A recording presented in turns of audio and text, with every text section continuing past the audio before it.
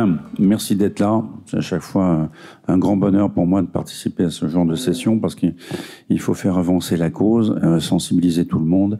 Je commence en préambule à remercier Jérôme Loriot parce qu'il fait partie de notre équipe à Saint-Joseph. C'est quand même un des très très rares chirurgiens qui a compris tout l'enjeu non chirurgical de la maladie. C'est rare d'entendre de la bouche d'un chirurgien digestif, pur et dur, qui parle de nutrition par exemple. Ça fait plaisir. Voilà, c'est ça toute la différence. On est en train d'essayer de renverser la table depuis des années avec notre équipe pour changer le paradigme de la prise en otage des patients par les chirurgiens. Ça, c'est une époque révolue. Ensuite, merci à l'association Endomind, Priscilla, qui a fait un très beau discours, qui a parlé et qui a mis en avant, donc, c'est les résultats de cette étude très intéressante et qui nous confirme notre approche clinique empirique depuis très longtemps. Il est évident qu'il faut annoncer le diagnostic avec délicatesse, mais c'est très important le plus tôt possible et ça soulage les patientes. Et en particulier, il y a un sujet très délicat qui sont les adolescentes. C'est le trou noir de l'endométriose. C'est encore un creuset compliqué à régler parce qu'il y a encore beaucoup de présupposés sur lesquels on pense qu'il ne faut pas annoncer, il faut faire attention. Enfin, il y a tout un discours paternaliste à l'ancienne du 19e siècle. Alors pas du tout, c'est fini ce temps-là. Il faut annoncer les choses et soigner les patientes le plus tôt possible. Quand vous annoncez à 16 ans qu'il y a une endométriose qui démarre et qu'on va vous soulager et que ça ira beaucoup mieux après, ça change tout. Voilà. Donc merci. Bien, alors je vais rentrer dans le vif du sujet sur qu'est-ce que l'endométriose. Alors l'endométriose, c'est une maladie complexe et je vais essayer de vous simplifier le propos pour sa présentation en résumé, sur un survol en 15 minutes. C'est une maladie inflammatoire chronique, pelvienne, mais aussi extra-pelvienne. Il ne faut pas la limiter au pelvis. C'est une maladie générale qui est hormonodépendante, génétiquement et environnementalement déterminée. Et les perturbateurs endocriniens sont derrière, évidemment. C'est pour ça que probablement qu'elle est boostée depuis des années et qu'il y a une sorte de pandémie de la maladie, avec dérèglement immunitaire, source de douleur, d'une éventuelle, j'insiste, éventuelle dysfertilité, c'est la minorité, donc ça n'entraîne pas de stérilité, loin de là, potentiellement évolutive, potentiellement, c'est pas toujours, des premières règles à la ménopause. Voilà.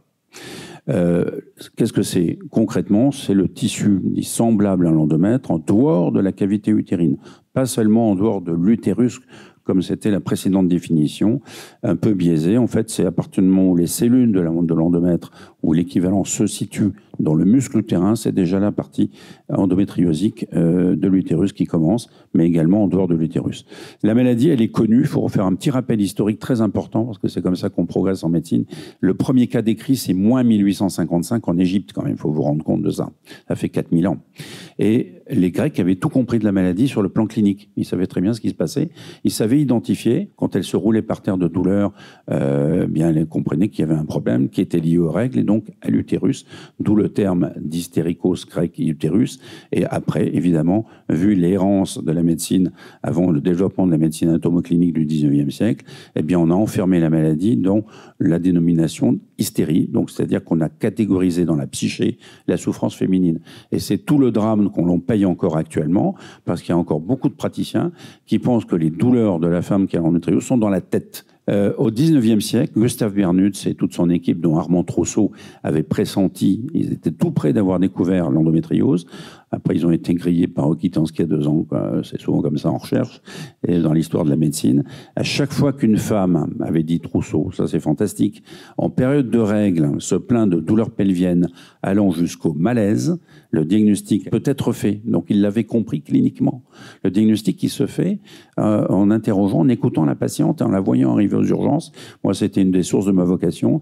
Quand j'étais jeune interne de garde, on m'a dit, va t'occuper des cinglés qui nous emmerdent tous les dimanches soirs à 3h du matin pour des règles douloureuses. Et je trouvais ça un peu choquant.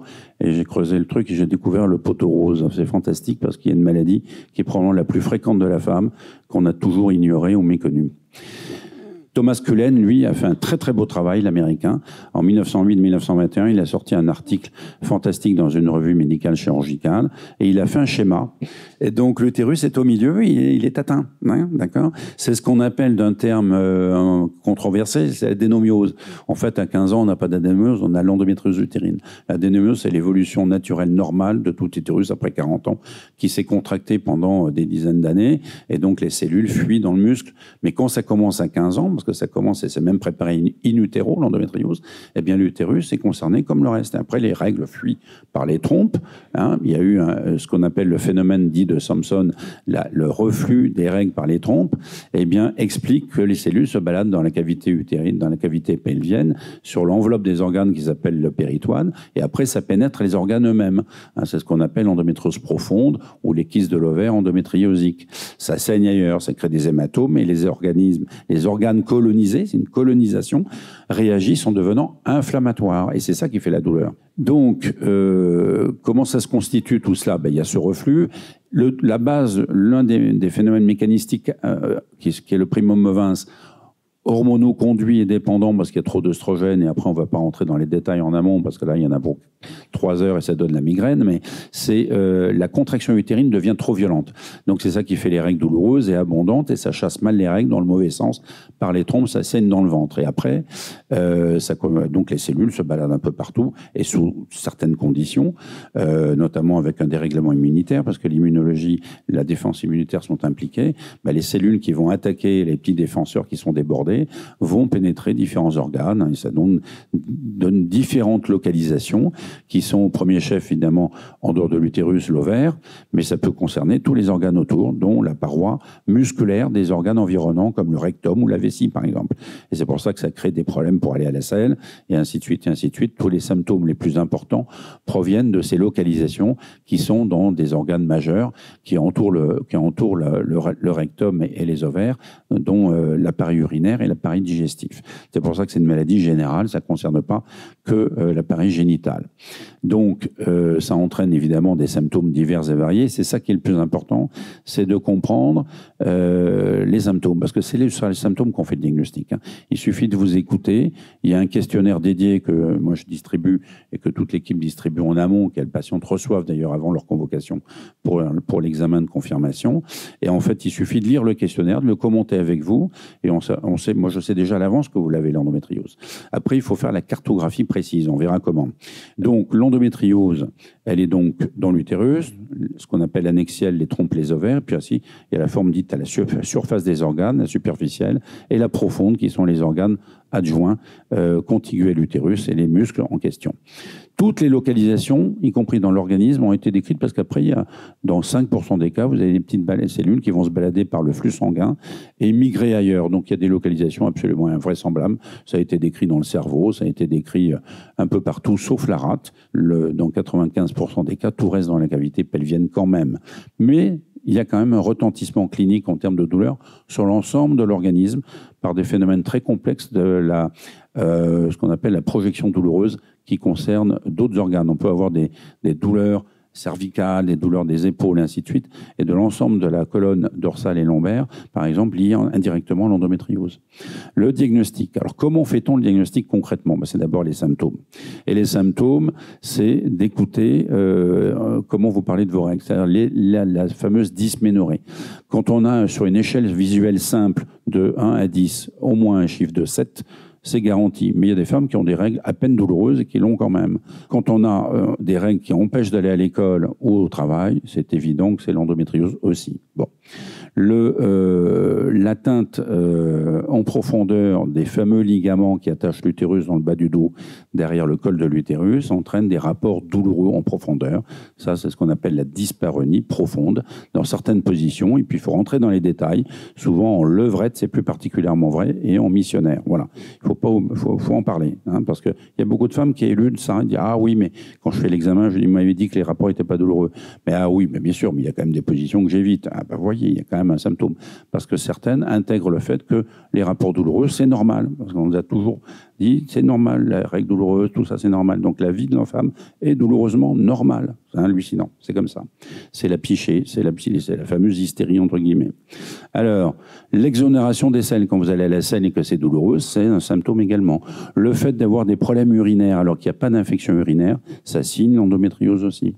Et ainsi de suite, ainsi de suite. Donc, vous voyez, les symptômes, en fait, il est très facile. Vous le faites vous-même. Hein. grâce aux réseaux sociaux, ainsi de suite, vous regardez, puis sur Internet, vous voyez la liste des symptômes, et la plupart, il y en a beaucoup qui viennent encore me voir spontanément grâce à ça, et ça, heureusement, ça fonctionne. Alors, d'autres symptômes beaucoup plus rares, les douleurs dans l'épaule droite pendant les règles, tout ça, c'est des épiphénomènes, c'est quelques-unes qui ont des atteintes beaucoup plus haut situées sur le diaphragme, par exemple, mais on ne va pas rentrer dans les détails. Ça, c'est plus rare, mais ça existe, hein, tout est possible. Alors, donc, il y a un questionnaire bien fait qu'il faut distribuer sur une page recto, ça suffit, et avec ça, on sait déjà ce qu'il en est. Mais l'intensité de la douleur ne reflète absolument pas la gravité anatomique. Paradoxalement, souvent, les plus douloureux sont les moins graves anatomiquement, donc les moins à risque pour la fertilité. Celles qui ont une endométriose sévère anatomiquement, avec ou très peu, même parfois très peu de douleur, sont plus à risque pour la fertilité. Ça, c'est le deuxième sujet, parce qu'effectivement, il y a quand même, dans 30%, maximum 40% des cas, des patientes qui ont des difficultés à concevoir en raison de l'endométriose, parce que ça crée des problèmes mécaniques, des adhérences, une maladie inflammatoire qui crée des adhérences entre les organes, qui perturbe la rencontre entre le spermatozoïde et l'ovocyte. Et donc, c'est un effet mécanisme. L'inflammation globale dans la cavité pelvienne au long cours, c'est pas bon pour la fertilité.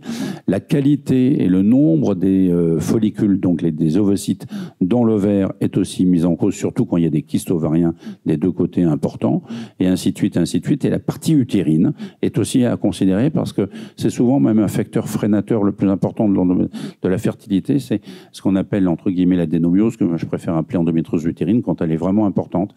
Ça freine l'implantation de l'œuf, ça favorise les fausses couches, ça perturbe la nidation. Donc c'est un des éléments aussi. Et comme toujours dans l'endométriose, tout ça c'est multifactoriel, il n'y a pas qu'un seul facteur, et c'est très variable, donc en fonction de chaque patiente. Mais on ne peut jamais prédire précisément le risque pour la fertilité malgré tout.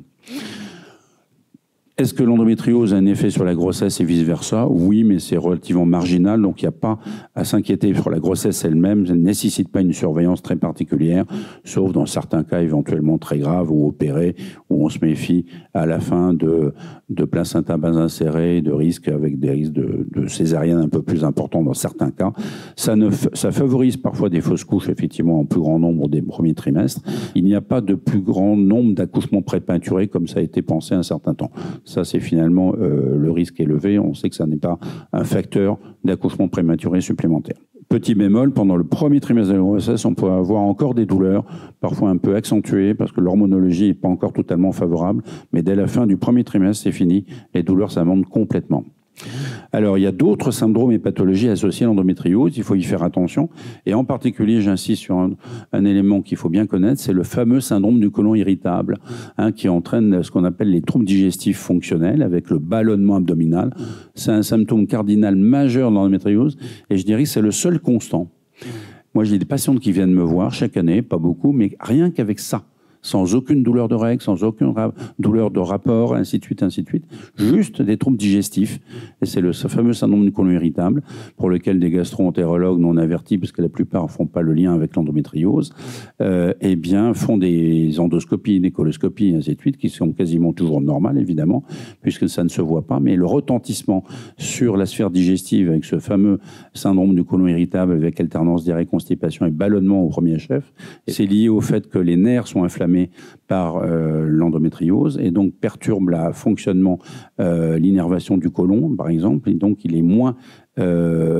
devient moins mobile, il se distend, il est douloureux, et il y a aussi toute la composante majeure systématique de l'alimentation, c'est-à-dire qu'il y a jusqu'à 250 intolérances alimentaires répertoriées au cours de l'endométriose. Donc la nutrition, c'est majeur. Toutes nos patientes passent par nos nutritionnistes qui sont hyper spécialisés dans la prise en charge de l'endométriose. C'est un domaine encore à part. Pour chacun d'entre nous, l'endométriose, c'est un peu particulier. Il faut s'en occuper de façon spécialisée. Ça entraîne une fatigue chronique, ça entraîne des douleurs musculo-squelettiques périphériques pour des raisons qu'on ne comprend pas bien, qui sont notamment améliorées par la mise en place d'un régime anti-inflammatoire. C'est la façon de combattre les phénomènes digestifs, mais aussi les douleurs périphériques. La dépression, parce qu'à force de souffrir, on déprime. Il y a une fatigue morale et psychique évidente. Et puis, il y a de nombreuses maladies liées au dérèglement immunitaire, comme la maladie de Hashimoto, qui est une maladie thyroïdienne auto-immune avec hypothyroïdie, la maladie de Crohn, hein, il y en a un certain nombre qui ont les deux, et des maladies rhumatologiques inflammatoires chroniques. Donc il faut faire attention à tous ces symptômes, et puis éventuellement les adresser donc à des collègues qui vont les dépister ces maladies. J'en finis quasiment. Un trop long délai diagnostique, Priscilla vous en a parlé, c'est encore 10 ans. 10 ans. Pour l'instant, ça ne fléchit pas, par manque de sensibilisation des professionnels qui manquent de connaissance de la maladie.